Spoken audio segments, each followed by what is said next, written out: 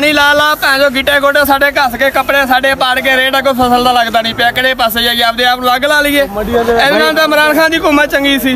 18,000 रुपया रेट तो हैगा सी उदों भाई किट लग गया रेट भाजी कुछ भी नहीं लगता पिया बेचिए की इत्थे फ्री। और ये हाल है हमारे इस हुकूमत का जो एसियों के नीचे बैठ के ऐसे ऐसे फैसले करते हैं कि गरीब बंदा 2 वक्त के रोटी भी अब नहीं खा सकता।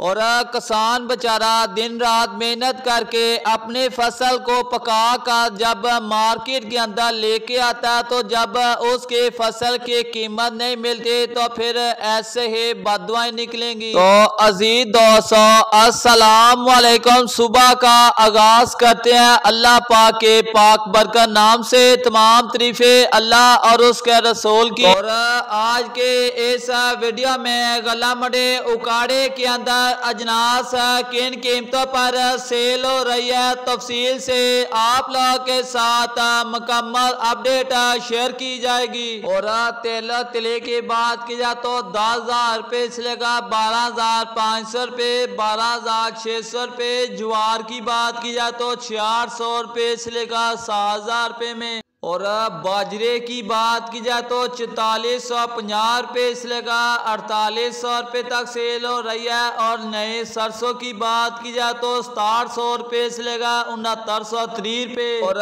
गंदम की बात की जाए तो गला मंडी उकाड़े के अंदर आज गंदम 2,250 रुपये से लेकर 2,300 रुपये तक सेल हो रही है।